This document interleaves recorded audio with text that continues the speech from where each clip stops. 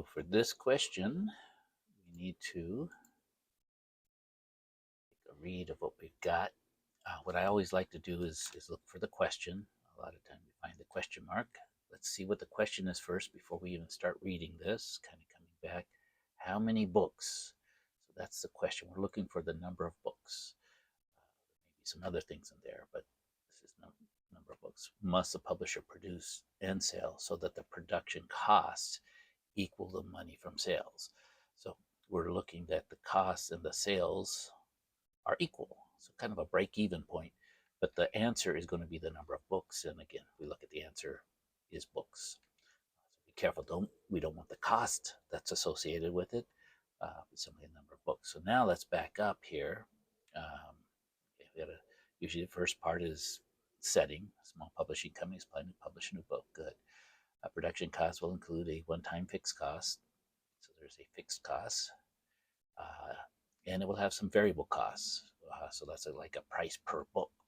The one-time fixed cost is $53,000. So that's fixed. They pay that. It's not going to change. So hopefully let's see. So they don't tell us it's linear, but think of it. It's got to be. So there's a fixed cost, a variable cost that each book costs them $10.75 to produce. They will sell the finished product of books at a price of, so now we know their price of selling. Okay, so let's think about these costs. Their costs are going to be $53,578. That's the fixed. They're going to pay that no matter what. And then additionally, their cost involves $10.75 per book. X. So this will give the cost. How much will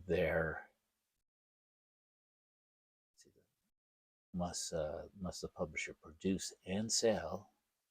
So the production cost equals the money from sales. So what is that money from sales? That's what we call revenue. It's not profit. It's just all the money that comes in. Revenue. Well, each time they sell a book, they get $21.50. So that means that $21.50 times X, the number of books, right? So we're going to say X equals the number of books. That's it. And we're looking for when these two things are going to be equal. So we set these two equations equal to each other.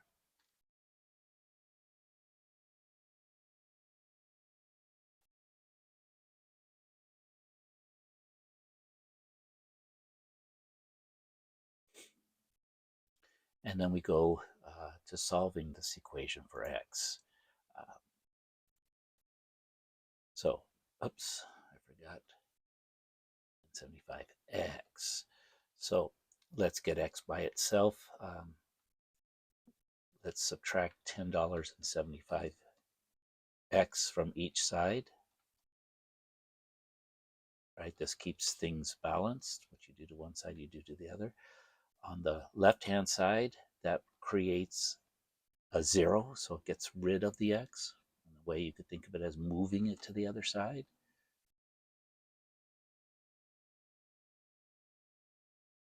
And then after we subtract, we are going to get, we get a 5 there, 7 from 14 is still 7. We borrowed the 1, so that's 0, and then we get 1075. So yeah, they're doubling the price. Whatever it costs them, they doubled it. So if you take 1075, double it, you get 2150. So they're making this much. Now this we could think of as profit, right? Because they've got their costs met. So now we divide by 1075. So we got to earn back these fixed costs is what we got to do. And we were basically covering the revenue, how much of the revenue is actually covering variable costs, and now how much to cover these fixed costs. 3,578 divided by 1075. And we are golden, 4,984 books. 4,984 books will do the trick. and then we will be equal. Now you could always go back and check it. If you plug that in for both of the x's, you will see that both of them will be equal to the same value. Or with the graphing calculator, a good way to do this check is to plug in both equations. 53,578 plus 10.75x, and then we're going to plug in 2150x as well. We're going to look for where these two will intersect. So we're going to do it this two ways, graphically and through the table of values. So by working it out this way, we know we're close to 5,000.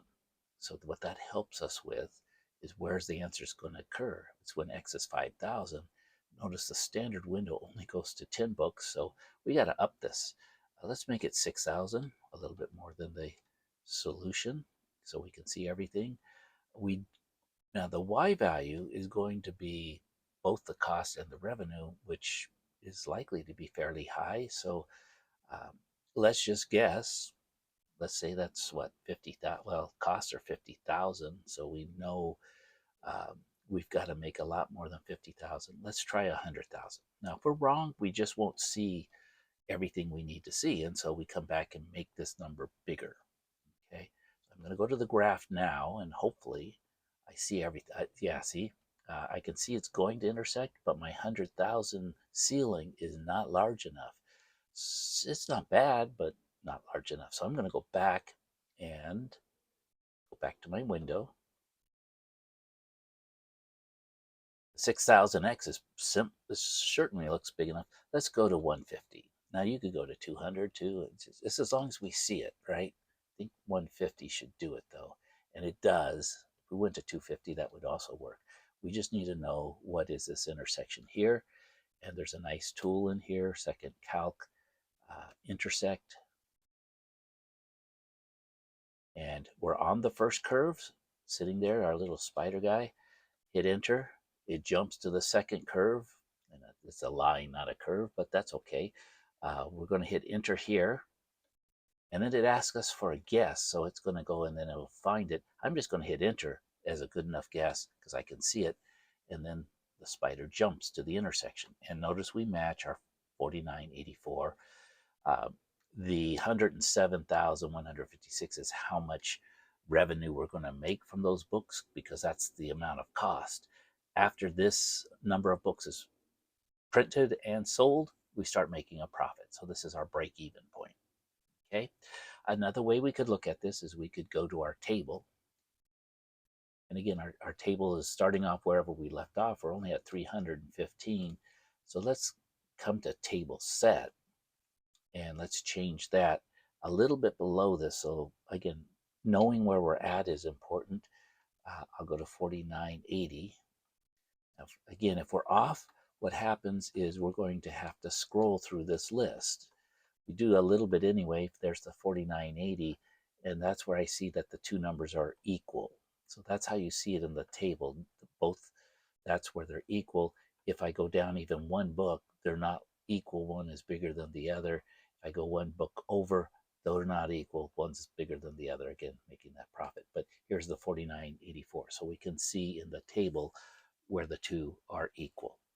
The thing is, when you do it graphically, you just have to remember the answer we're putting back in here is not the cost or the revenue, which is the same, right? It is the number of books. Okay, so that's question number 1.